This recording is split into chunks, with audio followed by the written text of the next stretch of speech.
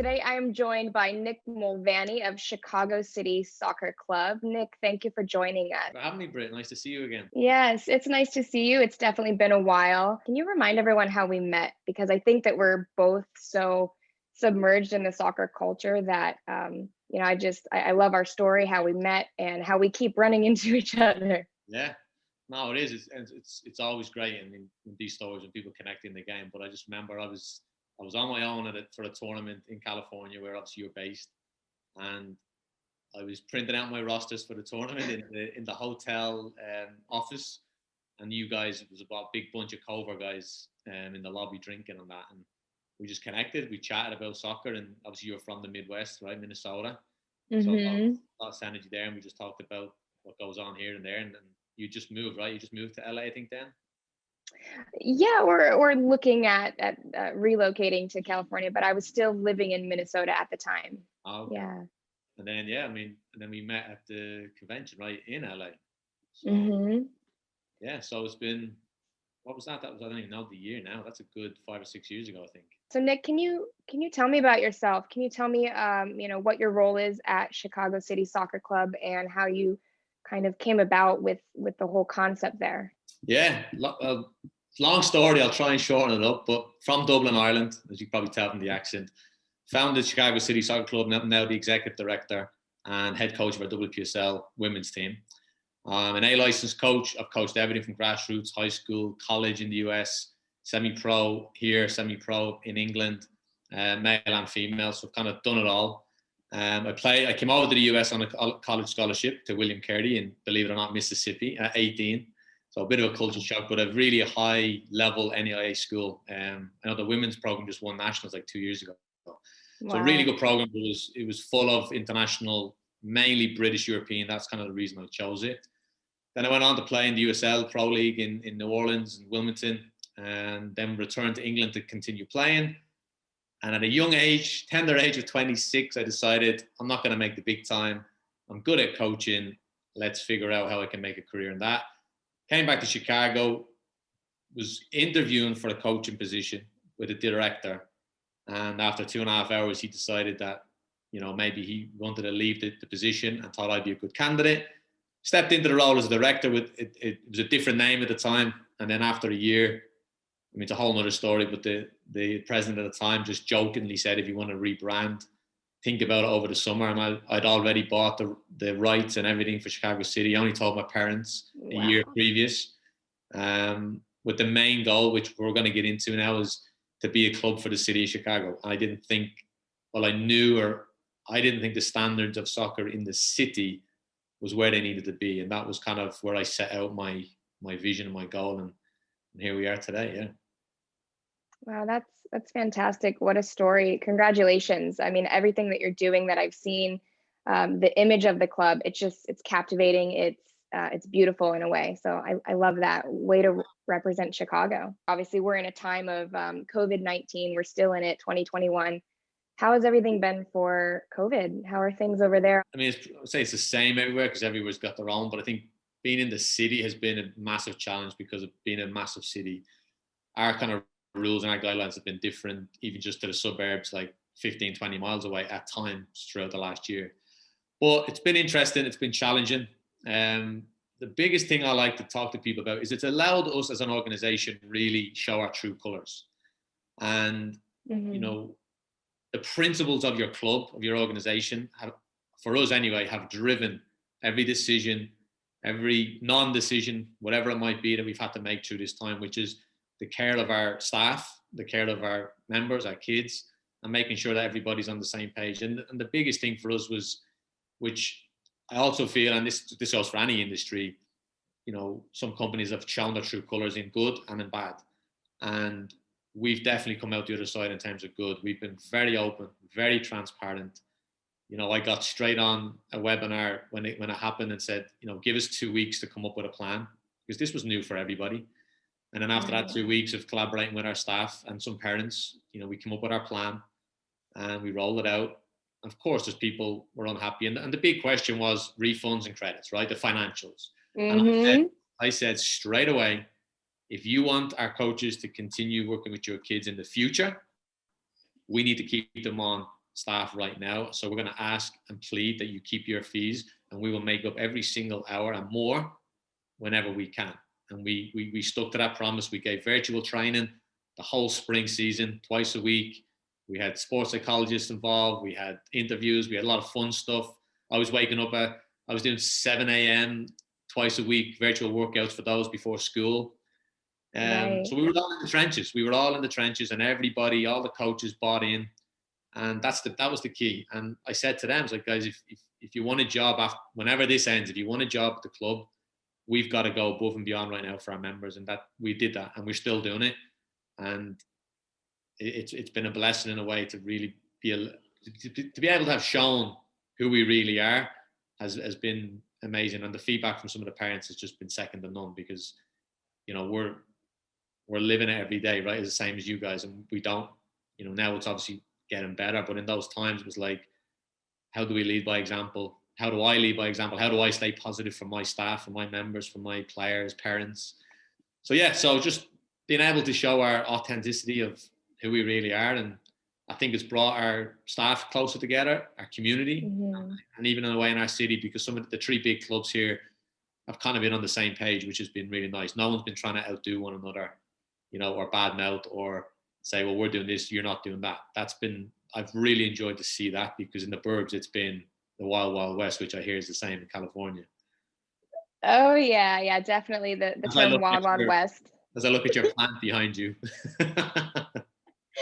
Yeah, it's been wild out here, you know, and it's been a challenge, and it still is and continues to be a challenge. But I think, you know, that speaks to the integrity of you as a coach, you as a director and a leader. You know, the leadership has been really hard to navigate, I think, for a lot of coaches in the industry. What's the right thing to do? When's the right moment to do it? And I think that I love the way that you guys have handled the situation and continue to handle it. So that's brilliant. And just on that, I've said this to many people. The easiest part of my job through all this, and any time, but through all this especially, is just being honest. Like, it's so easy to be honest. I like that. I love that. Like, that's all I can do. I can only be honest and tell you exactly what's going on. Right. And I think that's been really like, without me knowing at the time, but it's come back heaps and bounds with parents just appreciating it. And I think that goes in everything I've ever done. And I think a lot of people get it wrong, and they try to sell a dream, or they try to sell this or try to sell that. Ultimately, at the end of the day, like, we're human beings. Parents are going to figure you out. Kids are going to figure you out. So yeah, being honest is so easy for me anyway. Yeah. I think that's what we want during COVID, is we just want to know what's going on. And I don't think there's a timeline, you know. I think that's the truth of the matter. There's no timeline, and honesty is going to be special and important to parents and coaches during this time. So absolutely, that's awesome. Yeah. Now during the time of COVID, have you guys had to recruit? Have you encountered any conversations of recruitment? Maybe a plan with recruiting and just bringing kids over to, you know, the magic of Chicago City. What have you guys an interesting thought one? About? Yeah, an interesting one, because as we finished the spring, and I would say just over 100 families chose not to come back mainly because of COVID. Right. Things until the vaccine, etc. And they did some virtual stuff. And then throughout the fall season, so we obviously start in August, you know, those rosters were set. We were pretty much around the same amount of teams. Numbers were just a little lower. So luckily we didn't have to let any coaches go, which was probably our biggest main goal, right? That was, we don't want to let anyone go in this time. And we actually added 2 younger coaches where we had teams that kind of overlapped in that. So that worked out well. But in terms of the players, funny enough, I mean, we between August, I'll say September, to now, we've brought in just over 100 plus players. Wow. Congratulations. That's awesome. Right. It's amazing. And it goes down to the fact of word of mouth, 100%. And we ask the parents, right, when they sign up, how did you hear about us? Some of it is we have a very busy, or, you know, online presence, social media, website, all that. Like you said, that's all you're seeing really from California, right? And it is impressive. And we put a lot of hard work into it day in, day out. So I know that definitely the branding piece is out there. We don't pay a lot of money for ads and things like that, which a lot of clubs do, and it works. That's fine. Right. We don't feel like we need to. So we've led from the front, from the trenches again, like our coaches on the ground, going above and beyond for them, just communicating. And these parents have just come in based, and like some have come from other clubs, but a lot of them have just come just out of the woodwork, really. I think a lot of times the conversation is they just wanted to get the kids out of the house into something, and obviously football being so contact, lacrosse a little bit, there's other sports that they've done that they weren't maybe able to do, basketball.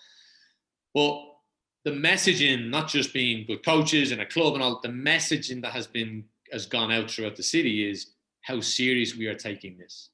And then the protocols, the guidelines, like I'll be very honest with you, as soon as we got a word from a coach or a parent that someone maybe have COVID, that team and everybody that was associated with was shut down. No if, buts, it didn't matter. And again, we were transparent in the webinar. We said, if this happens, here's what will happen. Then we did virtual for them. The coach, 14 days, same thing.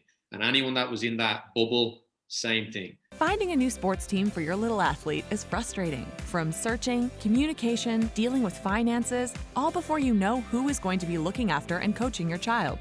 SportsBridge is the best solution for finding your child's next sports team. Search through all the teams in your area, apply filters, and dive into the details of the team and coach. SportsBridge. Stop searching. Start playing. I know clubs that have asked me what we did, and I said, well, what did you do? They just told that kid to stay at home and didn't tell the rest of the club. Exactly. And that's the contrast, with different styles of leadership, and different needs for every club. But that's great. I love that speaks to the integrity of the club. Yeah, I mean, and it's like anything, right? You can't please everybody. So I know there's parents out there, and they've openly told me, like, they're not happy. They want to, like, when there was times where that in between, like, well, we can play, but it's contact, but it's this, it's that, like, whatever it might be. And we were always just a little, like, 2 weeks. I was always like, let's wait and see what happens. Let's be patient. We don't need to rush into going into games right away. We've got whatever many years left in their youth career, right? This 2 months, to me, yes, I know we all want to be playing. I get it. But like, we had parents that they had kids in other activities. And this is where I think it all started to blend, was they were in like ice hockey, this, that, and the other. And they were telling me, and via email or chats in person, was, Nick, we appreciate it because the care you've taken in it is like, these other organizations literally don't tell anybody else what's going on. And then, of course, the parents all find out anyway. It's like, what are you trying? So as much as they might have stayed in those organizations because, whatever reasons, the word definitely started to spread that, like, these guys are taking it serious. And then I think if you go on our YouTube channel, you'll, within 20, 30 minutes, if you flick through some of our videos, you will get a real sense of who we are, what we do, and you'll get a feel of that, like, family, community, integrity. So I think they're the things that, people have touched on. And this, again, it's been a time where we've been able to highlight who we really are. Right. Yeah, recruitment's been good. That's good. That's excellent. That's what we want to hear. I think that at the end of the day, I think if clubs can manage and handle their leadership, I think that's going to attract players, and hopefully good players. The professionalism that you guys put out there is just it's iconic. At least in my opinion, I've been attracted to the way that you guys do things. So that's fantastic. Well, yeah. With all that being said, I mean, what would you say are the main points or tips that you can give coaches or even clubs as a director and a leader yourself managing a club? What are those key points of how we can recruit players during this time? Yeah, I mean, at this time and in normal times for me is, again, the coaches are in the trenches, right? They're on the field, they're talking to the parents, talking to the kids. Every one of us, when we're coaches, we think we're the best coach. What? You think that? I think we're all humble that we know we can be better, but I think we all have, which you have to have that confidence that you're one of the best coaches. I know because I've done it and I've had conversations with them. My kids love me. They would never leave me, etc., etc., etc. And they probably do. They probably do love them.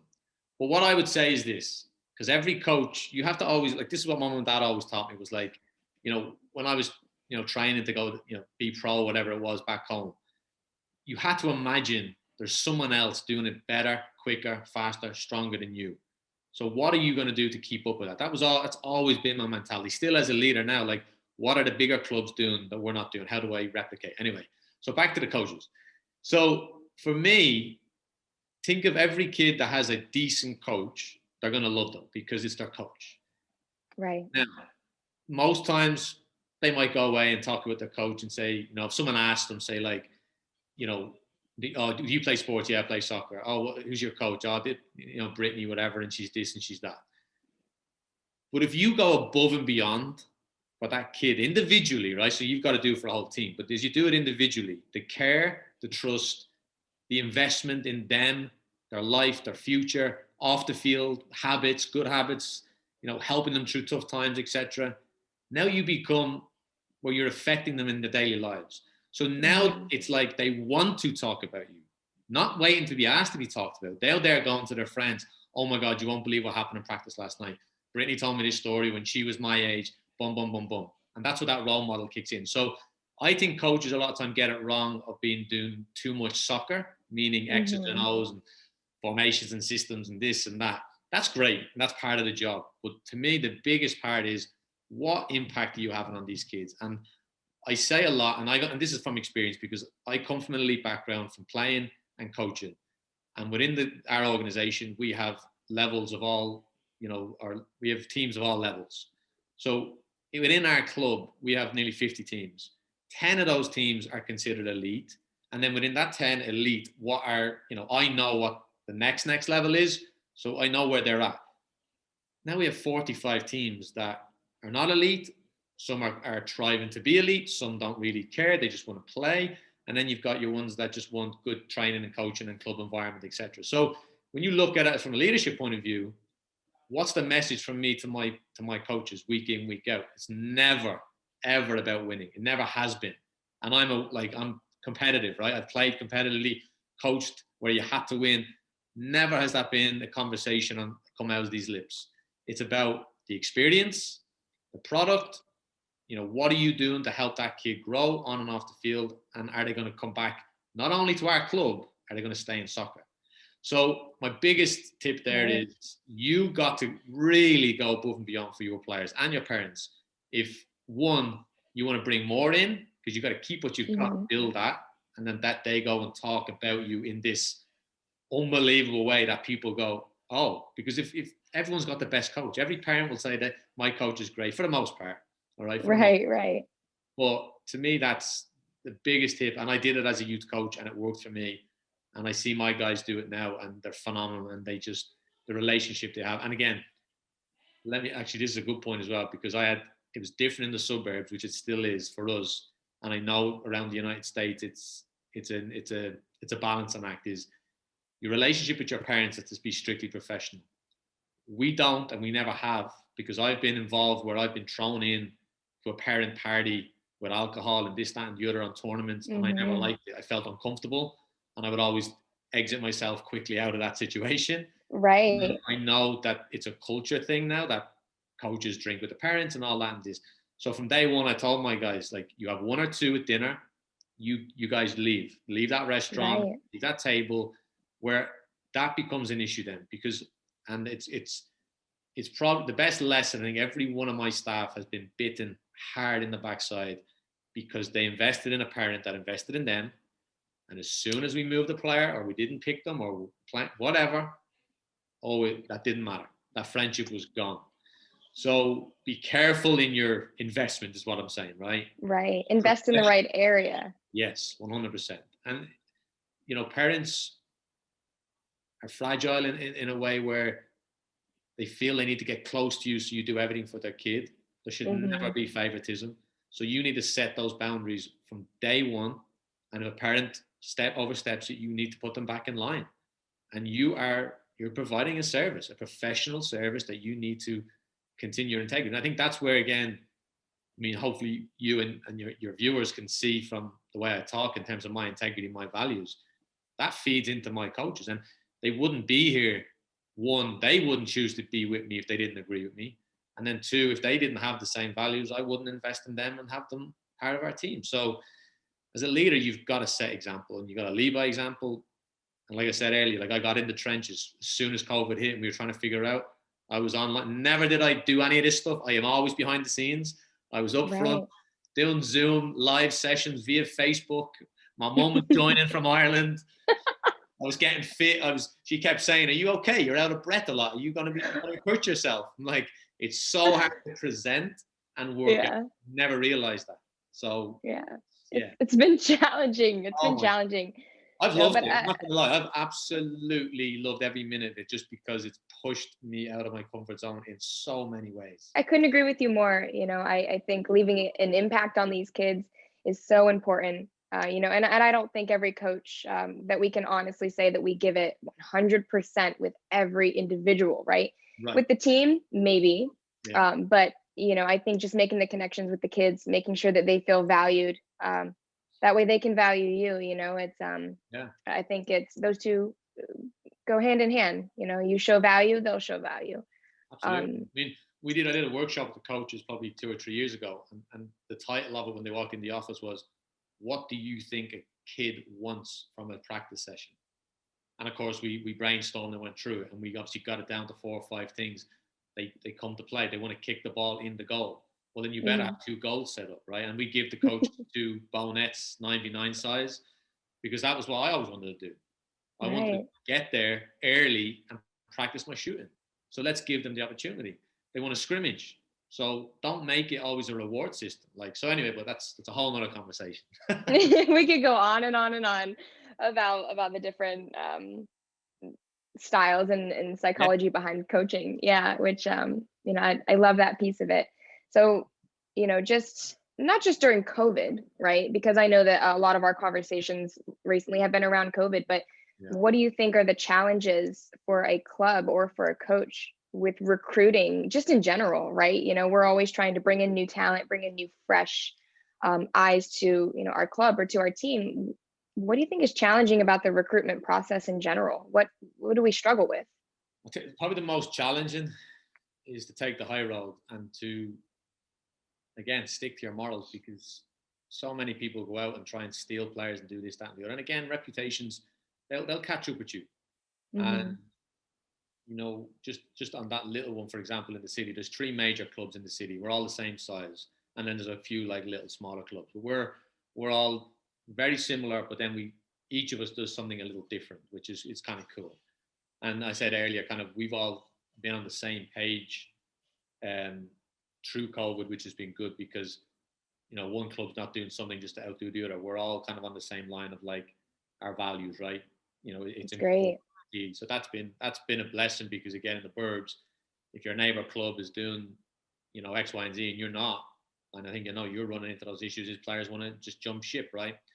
So luckily we haven't had that. But I guess just in general, is take the high road. And then again, for me, we don't do a massive amount of recruiting per se. I don't even headhunt coaches, and I've been told it's probably something I should get good at, but I believe the right people come to me because they see what we're doing. Now, there's not the odd time. The attraction. Well, it is, and that's what reputations built that. It wasn't always like this, because we were nobody. One day. I mean, we're only in our 8th year. No, we're going into our 9th year now, so we're a very, very, very young club. But just to give you an example of our, I guess, environment, so that we've got those 3 clubs. The DAs and the ECNLs are all in the suburbs, right? And there's 3 academies and kind of 2 ECNLs, right? So number one, you're not pulling in suburban kids at the highest level into the city due to traffic, logistics, and we don't have the status. Right. So our biggest challenge is we lose some of our top talent to these bigger clubs. Now, it's not a massive number every year. It's probably at a high, it's probably 10 across the club, which is not that many, really. When you think about it, it's actually pretty good. But when we ask the parents, and this is the other thing, when you have your integrity and when you have all your ducks in a row and you have your trust, your parents our parents come to us and they say, "Listen, Coach Slavo, Nick, I want to sit down and talk to you about Brittany's future. We went and tried out at the ECNL. She's been told she's good enough to play on the second team, top team, whatever it is. What do you think we should do?" And they value your input. 100%. And we've never held anyone back if we believe. And there's people that left when we said, look, we probably think you're going at the wrong stage right now, just in terms of where you're at. But they went and they've done okay.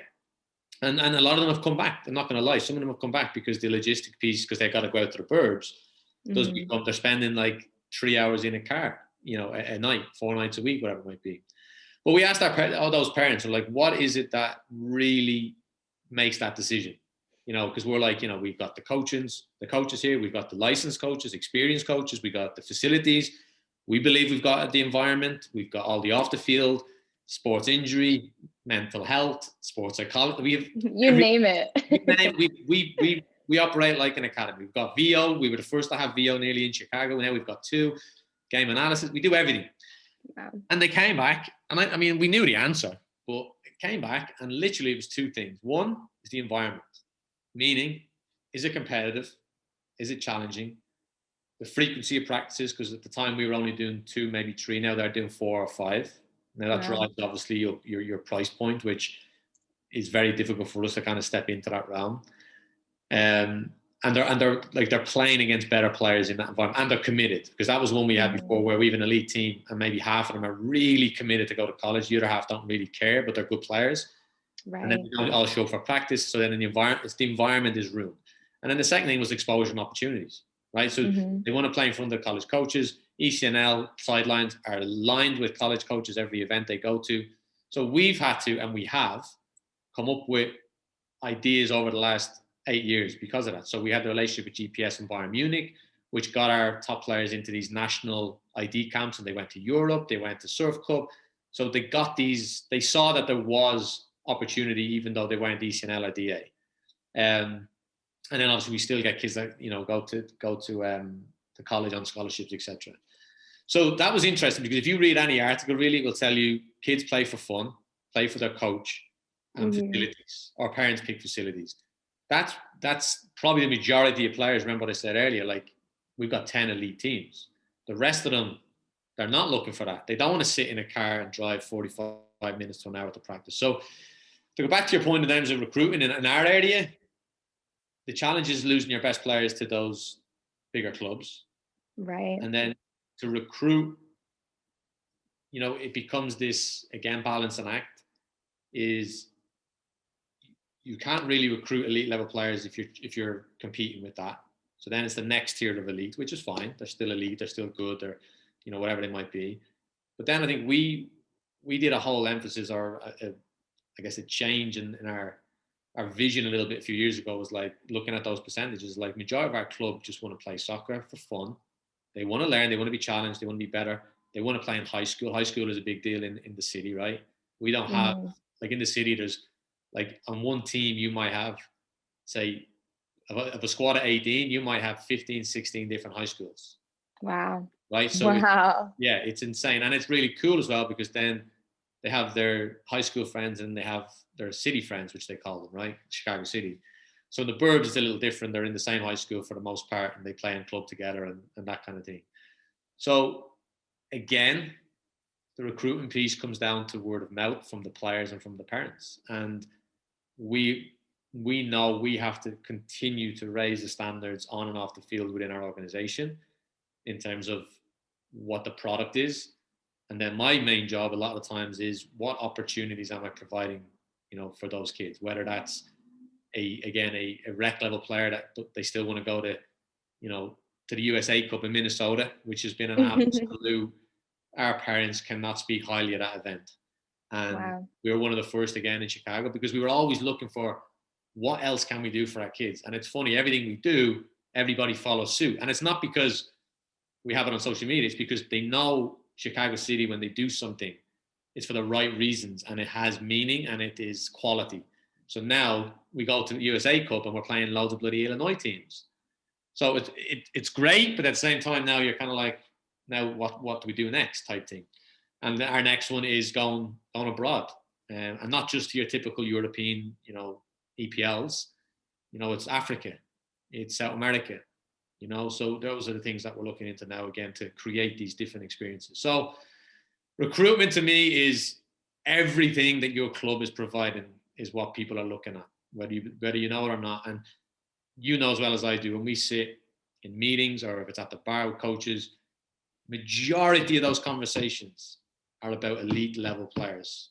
Mm-hmm. And that, to me, we changed it in our own environment with our coaches, and it still happens, of course it does.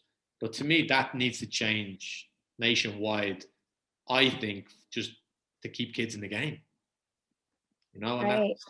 it's such a small percent, and everybody wants to coach the best kids, and everybody wants to coach the best teams. Isn't that right? So the reputation is probably one of the most important aspects for a club, would you say? Reputation, and how they perceive and show others that the integrity, the morals, or should I say the things we believe in, like truly believe in? Is it the elite player, or is it our image and how we want to be seen? And I think that's what Chicago City Soccer Club does such a great job of how you represent yourselves. So I'm always been a huge fan of that. Appreciate that. And trust me, it's not easy, right? It's when I think of the early days to get people on the same page, because everybody, on our staff has pretty much come from a very competitive background, like most coaches have. Mm-hmm. And the other clubs they were with, they were told they have to win. You have to win to get kids. And I'll give you a great little one here. This will be, we'll check back in 6 months' time and see. So we're launching a South Club, which is the south of Chicago. Okay. Mm-hmm. And we officially launched it in October. We were approached by a group of people, which is the foundation, which they wanted to have a South Club. They wanted to do it themselves, but they felt, we like everything you're doing, like you said. They seen it from the outside. They hadn't met me. And once we started talking, they were like, this is the right fit. So the first thing I kind of said to them was, there's already a club in that area, right? An established club for about 10 years, probably, I don't know, maybe I'd say 20 to 30 in their teams, right? So a good established club. Right. They've never had any competition in that area. And we get some of their elite kids come to us. And again, it's the other side of the city, so the travel and logistics is tough. Recruiting players for your team is challenging. We all know the tedious process of creating recruiting flyers, hoping for exposure, and back and forth conversations with parents. The long, frustrating list goes on. SportsBridge was built by coaches for coaches. We simplify the recruiting process. List your team details, post your recruitment listing, and watch the tryout requests roll in. Spend less time recruiting and more time with your team. SportsBridge. Stop searching, start playing. So what I've been telling them, and they agree and they're on the same page, is here's how we did it. When I came into this club, we had 8 teams. The 2 big clubs I talked about earlier had 50. Right? Wow. So we were a nobody. And the big things, besides, there's obviously so much, but one of the big things I talked about was, from recruitment, is how we're going to get people's attention. Now, the social media branding, that was one piece of it, but not many people were on it. But for me, it was game day. When you step on that field to coach against a rival, you're on stage, right? To those kids, to that coach, to those parents. What can you do? And actually, I was telling some of this story the other day, and they put it in a better wording, which I loved. Carlos, if you're listening, this is a shout out for you. So we had these rules of, like, if we're winning by 4 or 5 more goals, we start adding in all the restrictions, right? Number one restriction is you're not allowed to score another goal, right? And we work on X, Y, and Z. We've all done it. If they score, because obviously we always say go back to the goalkeeper, so then that allows them to get up the field, and they'll probably steal a goal, and then we're allowed to score it again. Right. So we were doing that. We never beat up, and we still don't. It's a rule in the club. I've had new coaches come in, and we might forget to tell them, and then I'm like, oh dear. And no. And I'll go apologize to that coach and that club and those parents and say, look, the reasons behind it. So I never believed in, and I've been told this when clubs I've worked with, you need to smash the local competition so that they go, oh, they're better than us, we're going to go play for them. The worst thing you can do, and it's been done all over the country. That's not what it's about. No, but you might get 1 or 2 of those kids because that's what they want, and now you're attracting those kind of parents and those kind of kids. Well, I swear. So Carlos said it was like, so when I told him, he's like, so it's about how do you score in other ways? And I love it, because what I would say and what I used to do was, I was on stage. So I told our coaches, like, expand on your coaching points that everybody can hear you, right? Mm-hmm. I said, if you're talking to a kid, make sure you're putting extra emphasis on that you're talking to that kid one-on-one. The encouragement, the positivity, don't worry about it. We're going to play the right way, which we were at the time, and everybody was just kicking and running. We were actually trying to play. So then you lose a lot of goals trying to play out of the back, right? Now everybody's doing it, which is great. It's progressed the game. But our coaches would have so many times parents would come up and go, we really loved how you coached. Now here's the other one. And for example, on that goal one, I've had directors when I would be at games observing, and I'd say, hey, can you ask your team to stop scoring? It's like, I can't do that. It's like, what do you mean you can't do that? It's like, they won't stop. No. Yes, they will if you tell them. So then here's the other one. We educated our parents. That was another one of my big goals. Other clubs I was with, they say, keep the parents as far away as you. Don't let them be involved. I disagree. Balance. Bring them closer. Teach them. Tell them what you're doing, why you're doing it. So then when the kids are playing, they're not shouting, kick it, and this and that, and shoot. So we came up with in my yearly letter, it was verbiage of what to say during a game and verbiage of not to say during a game. We're not a kick and run. So don't say kick it. When you shout shoot, the kid loses balance. They're not ready, whatever. They just shoot because you said it. So then we started to create this, our parents would sit and watch and just encourage. And the other parents would be shouting at the referees, this, that, and the other. So now our parents started to look and go, wow, was that how we used to be? And then that started to get a trend. And so back to my point. So we're creating this Southside club. We're going to be competing against this other club. And I've told them, look, we're going to do everything to the highest level of what Chicago City does, which is you're going to impress in every other way than smash that team up. And you're going to be friendly to the coach, and you're going to shake hands, and you're not going to have any, it's a friendly rival. And that's another way to do it, in my opinion. The other route, people will disagree and say, no, I have to smash up Brittany because she's got two of the best players, and then they'll come to me. I don't know. Like you said it, it's about the integrity values of human beings. And if you have a kid, who would you rather your son or daughter with? I like that. Just, you know this, but being Irish, we are known to yarn or talk a lot. So we could go on all day. Our conversations can go for hours, especially about this stuff, I love it. Yeah, but no, I think you're absolutely right. Raising the standards, not only from the coach, the players, but involve the parents as well. Raise those standards, set those expectations. And I think that'll attract like-minded people, right? As we've talked about before. Massively. Yeah. Now, what do you think are some of those objections, right? I mean, let's say we're a club and we're doing everything right. We're putting up a good image. We are, doing the right things from a morale standpoint. We're interacting, we're investing in the right areas. What do you think some of those objections from parents might be, or maybe that you've encountered of, what, we're going to go a different route, and that's the hardest part. We're doing everything right. What are we doing wrong? What do you think some of those objections might be? Funds, money. Okay. Pay to play, right? But I don't want to say the argument, but I would say that's our biggest one. But here's my point back though is, why are we amazing? And if the answer is because you have this, and this, it all costs money.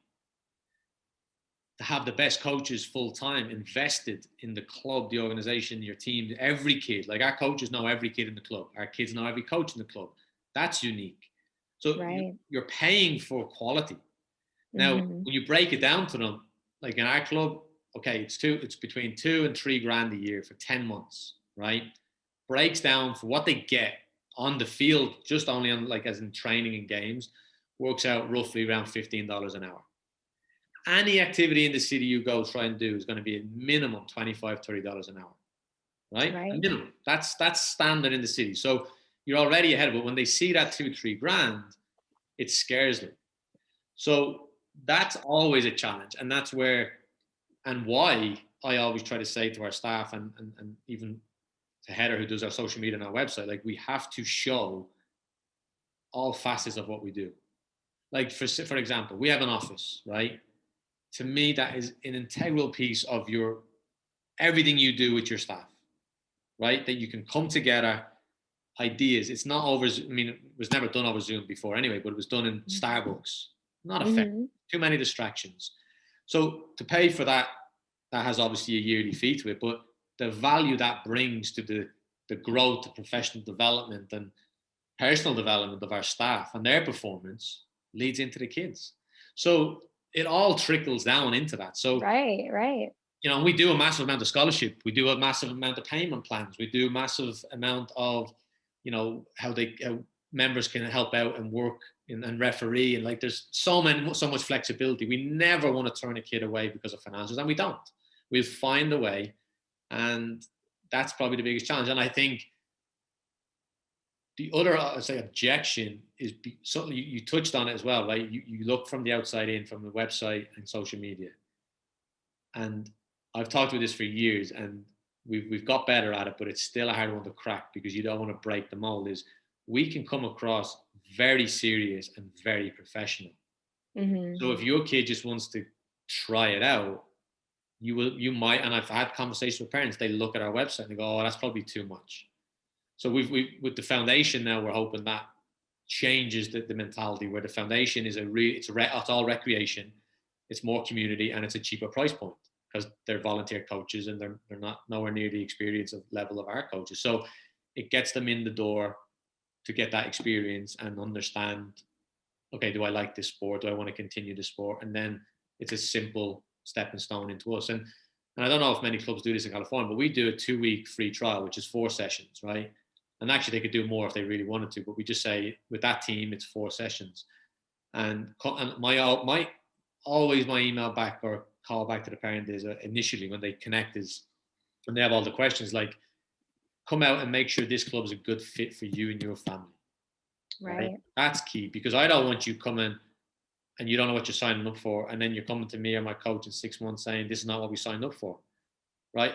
You need to know what you're signing up for. But when they come into that environment, typically we'll put players with the lower level team, so then they're not so scared that because we have 3 or 4 teams at each level, and the top team, you know, they're very good and very serious.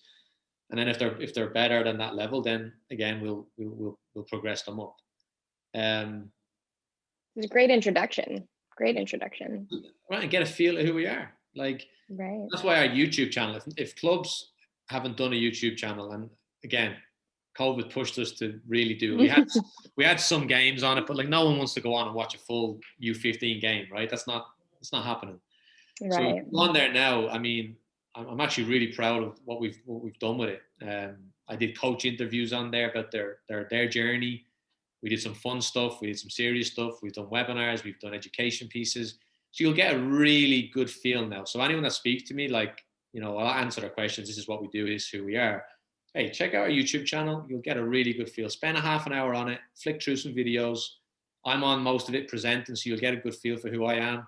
And if you want to, like, if you know your coach is Coach Connor, we'll go to Coach Connor's profile on our website and you'll see the interview I did with him a couple of months ago, and you'll get a feel for who he is. So that's great. Yeah, it's objections.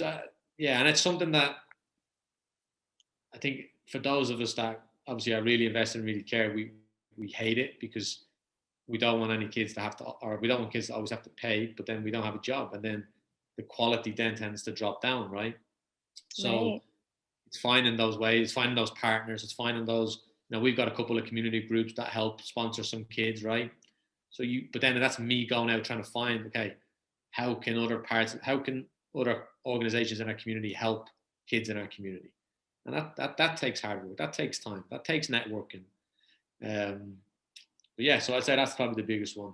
Yeah, so it's not just so much focused on, which it tends to be, it's not just so much focused on the player education or coaching education. It's important to educate the parents on why their dollar is important and what does it give them for the club. And I think that you're speaking of all these things that a great club can do is they're really just putting their reputation out there and educating parents on who they are in every way possible, not just take a peek. This is what we do. Yeah. Give us your money. It's more, no, take a closer look at your coach through our social media outlets. Take a closer look at at our brand because of a well-developed website. It's all about the image of what you're selling. And it's not, and again, it's not just a transaction. We don't want it to be. Now, some parents just drop their kid off and they're happy, right? They don't want the emails, they don't want they don't want anything. But, I know a few. right, and that's fine. But this is who we are. This is that's what I mean. Like, if you're signing up for us, you're getting all this. So everything again costs. You know, the website costs. You know, the position for someone to do that costs. Well, hold on, you touched on something there I was going to talk about. I forget, it's gone off my head now. Yeah. Oh yeah, the education and the parents, like Yeah. you said, letting them in. Like, you know, again, I've been with clubs where some DLCs would like, if you don't like it, go somewhere else. Or, you know, for example, my big thing again was you have to send like an email on a Monday to your parents of the game of the weekend, explaining what was good, because a lot of parents didn't play soccer, so they don't know what's good and what's not good. So if you don't, all they see is the win or loss. Yeah, I'll kick it in the goal, right? How many times did you kick it in the goal, right? And that's unfortunately that's the truth. But we have control to educate them to understand, because like everything, the more information you have, the more you understand it, the more better it's going to be for everyone. So when if you're a leader right now listening to this and you keep pushing your parents away, and you say, I have a lot of friends out directors that always say, "Oh, I bloody hate parents" around trials. And I say that, and like, I'm not just saying this, I always say, I love it. Because if I can speak to a parent and they listen to me and they can hear the passion and they hear the knowledge and the experience, I mean, it's a sales pitch in a way, whether if you like that and if you want that, you know. And to me, you have to, I don't know, that to me, it was groundbreaking in a way, because a lot of the clubs I've ever worked with, that was always the case, was keep the coaches away. And if they email them, don't talk to me. Now, we do have rules. We have the 24-hour rule. You're not allowed to call. Such a great rule. Such a great rule. And then you've got to make sure that you stick to it. Right. Right. So like, we've had, at the end of a game, I've had a parent come across the sideline because I'm there. They want to talk to me. And I'll say, no, take 24 hours to chill out. Call me, email me Monday morning. We'll have a chat. Not right now, not in front of the kids.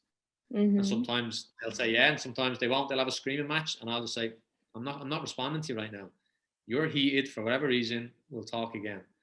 So you have to make sure those boundaries again are kept, which we talked about at the very start, right? Set those boundaries. We got to keep them. And you can't have special boundaries for one parent and another parent. I think we all need to know that. We all need to know that and follow that. Oh my goodness. This is all great stuff. Really, really great stuff. And I think a lot of this can help a new coach maybe coming into the atmosphere, right? It is a messy industry in a lot of ways, and I think can be intimidating for coaches. But you know, I think in order to attract quality, right, we need to be better, and all around. Always have that growth mindset, right? Which I would characterize you as a coach and as a director that has a growth mindset. So what would you say your biggest message that you can give a new coach coming into not only the club environment, the coaching environment, but just after everything you've learned, maybe even during COVID, what can you give them for advice? Yeah, and I think majority of them will do the licenses, right? USSF, before they've really been involved in a club. And nothing against the licenses, but I don't think it paints the real picture of what a travel coach is. Because not at all. They teach you the X's and O's. Just not at all. Right, they don't. And we're actually talking about doing a bit of that ourselves here, a bit of coach education on everything but the X's and O's, because that's what USSF, and I understand it. I know why, but the amount of, again, like we've talked through this whole conversation about the parents, the investment, the care. They don't teach you that. And one is so we'll go, I guess, in steps for a young coach is, first of all, you got to be open-minded of what you're going to walk into at any different club. Set your expectations a little lower in terms of the level of players you're going to work with, because, like, again, we said the percentage of those elite players is very small. And obviously, the senior coaches and experienced coaches in those organizations are going to have those teams, and they're not going to be letting go anytime soon. So you got to work from the bottom up. So pick the right club when it comes to that. Don't go off, you know, if it was me, tell you one little thing. This was a little story that blends to this. Is I came over to college play at 18. I started coaching at 18 because I did well in a summer camp, and I had one travel team all the way through college. Mm-hmm. And I was grad assistant with the college team, and I was the JV head coach, which not many colleges have JV teams. My head coach at the time believed I was that good that he put my name forward for 2 or 3 positions as a head college coach. Wow. At 22 years of age. Whew. Right? Could have jumped all over it. Many people might have. And I said, no, I have to learn. I said, my next step is high school. Mm-hmm. And I learned high school is, depending where you are, it can be low level and high level, but like club and academy was obviously the next step. So I made a very good decision there for my future, I believe, because, so go back to the new coach, go somewhere that you can really start from the bottom, and meaning recreational, young. If you go work with 5, 6, 7-year-olds, it's the hardest age group to work with. But oh my God, will you learn? Will you grow? You will grow so fast, and you'll understand kids a little better. Just even from a boy to a girl at 5 years of age. Unbelievable. It will blow your mind. But it's hard work, very hard work. You'll sweat more with those guys than you will sweat coaching any other age group. Fact. Not just about tying shoes. There's so much more to it. There's so many things going on. You have to be on a swivel. You cannot. It's not, again, it's not soccer. It's this, soccer experience. So I would say that is like, put yourself in an environment where you can really learn and grow. Once you get into that environment, this is the biggest issue I see now with young coaches is they're not willing to do a thing unless they get paid. It's not how the work works. It's not how it works. Interesting. Build yourself, right? And then we know, and this goes for any industry, right? But times have changed. But I would say once you get in, engulf yourself as much as you can with the people in that organization. Ask 1,000,002 questions. And if they're not willing to answer, then you're at the wrong club.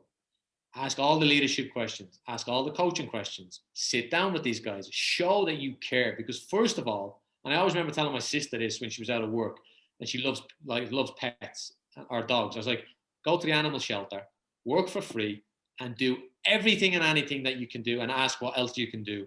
And I said, watch you get a job in 6 months to a year, because you're invaluable now to them. They can't lose you. So you've got to make yourself invaluable. And people don't realize that, because anyone can be replaced tomorrow for the most part. But we know that because of COVID now. Absolutely. Yeah. And I think if you, like for me as a leader, like I'm watching everything and I'm talking to my leadership staff of what so-and-so is saying or doing or whatever. And, I sit in on coaches meetings and I stay out of it, but I'm listening and, comments here and there. But the ones that are going again above and beyond, they're the people I want to keep around. They're the people that I may just say, hey, to the board, do you have any extra cash this month that I could give this kid because they did this? Don't expect it, right? And I never expected it. But work for the value and the experience and to learn and try. And I know it's not easy because you have to live. Right. But you have to try and put that to the side. And you've got to, if you do that from the young age, from a young coach and new coach, I swear and promise, and I've done it, you will reach the stars and beyond, because people will invest in you. The money will come later. The success will come later. But it takes a lot of time. It took, probably, like I say, I'm 10 years now in this gig. And I'd say the last 2 years, you really start to see things coming together, right? But you've got to work endless hours. You've got to be efficient with your time. There's no waking up at 10, 11, 12, like most coaches do, and coach in the evening. No, you got to be up at 5, 6 a.m. You got to work out. You got to stay fit. I said this to our coaches this week. It's like one of my biggest, I don't say philosophies, but I live by is no matter what, I don't know what is next. I have an idea what I want is next, but I have no idea. None of us do. COVID it says that as well. But are you doing everything in your power to be prepared for the unknown? Whether that's physical health, mental health, good habits in your daily life, your relationships, meaning friendships, other relationships, your family, because whatever's coming next, good or bad, right? Let's say it's good. Let's just say you get offered, I don't know, let's just say someone came in and they get offered like 6 teams in a high school job. You have to have so much energy to do. So you have to be ready, fit, physically, you're eating right, you're doing this right, good habits. So no matter what you do, like I remember I went back to the point about my mom and dad saying, there's always someone working harder, smarter than you. That's a fact. So are you going to make excuses? Are you going to play victim? Or are you just going to go, right, this happened, find a solution? And that's a massive one as well for me, is like, as a director, don't come to me just with the issue. Like, don't call me up and say, or, hey, Nick, Britt called me up last night and she said X, Y, and Z about this, and this. That's fine, but now come to me with that solution. So here's what I was thinking we could do. We could do this, we could do this, we could do this, we could do this. What do you think? That's what I want to hear from my staff and from anybody, to be honest. I don't want people just coming like your friends. So-and-so broke up with me because bum, bum, bum, bum, bum. So you're blaming everything on that person. What did you do? Right? And what's the solution now? Are you going to chase her? Are you done? Is it a toxic relationship? Like, you know what I mean? Like, so no matter what you do in life, you're not going to have the solution all the time, but have some options and solutions to work with. Right. Wow. So that's a great answer. I would have never thought of that. I would have never thought to give a new coach that information. Did not think that was going to be the focus, but you're absolutely right. It's got to be about starting and learning instead of stepping in and thinking, this is who I think I deserve, and more so realistic about let's be humble. Let's start to grow. That's great advice. Great advice. Yeah. And like another little one is, I had a coach a few years ago. She was an ex-pro and she had her D license and she wanted to go to her B and she wanted me to write her a recommendation. And whether she was good or not is indifferent. I said, I don't want to do that because I know you need to learn this. Like, you need to learn the processes. You know, the license, yes, if you put it on there, but what people don't realize is when I look at someone's resume and they have an A license, right? I know they've gone through the training, the education, the presentations, the game analysis. So I know they've learned all these things that we now do in the club. So it's important. It's not about that you just have an A license means you're an amazing coach. No, it just means you're educated, hopefully. Common misconception. Yeah, because I know guys on my A license that didn't deserve to even be there. But then I don't put so much emphasis on the license either. I look at their experience, whether that's in other jobs, other roles within other industries, and then it's all about when I speak to them. You know, and then what we do is we have a rule. Then if you know, I won't turn anyone away really. I'll say, right, can you come in and volunteer? I want you to observe for about a week or two, ask questions, go with multiple coaches so you get a feel again. Is this a good fit for you as a club? And I've had a lot of people just disappear because they've obviously seen it's either probably too serious or the expectations. But my staff will always tell me the ones that disappeared, guess what they were asking about every time they seen one of my coaches? How much do you get paid? The money, yeah. You get paid. It's all money. So if that's at your forefront, I mean, and I believe those people need to go because that's not how we operate. So in a way, our system does scare away those kind of people, which is great because I don't want them. Right. And then the next phase is, okay, how much, when they get involved, okay, are they a good coach, right? Most people can put on a session. It's not that difficult, right? Now it's like the follow-up and the communication. Now it's the involvement in our meetings. Are you just sitting there and listening, or are you taking notes? Are you actually speaking up? Are you, asking questions? They're the kind of people that, we're looking for. So I think we kind of go through this, I don't know the right word, I guess it's the way we do it. And I'll always, even if there's no teams for those coaches at that time, there's always opportunities that come up, like someone needs to be covered, or, can you go create a new program? Can you go to a school? And a lot of times they again, they're not willing to work. Right. Wow. These are great answers. I mean, I think that you share a lot of knowledge and experience, within not only to run a club, right? There's a lot of directors out there, but how can you run a good club? Yeah. That's true to respect, integrity, and morale. And I can't thank you enough for sharing your insight with everything, through COVID, with parents and coaches, and and players. So thank you so much for today, Nick. I really value your club. I value your image, and I value you as a person. Thank you. Thank you so much. I really appreciate our session today. I do too, and thank you for setting this up. I mean, we always have had good conversations, and Yeah. it shows it. And and again, I appreciate the time, and yeah, and again, as most people would know me, if anyone out there wants to reach out, and I know people say this because they have to, but seriously, we know how difficult it is if you are a young coach, and through COVID, if you are a director and you're struggling, more than happy to pick up the phone, a Zoom call. I mean, spending every day in Zoom anyway, so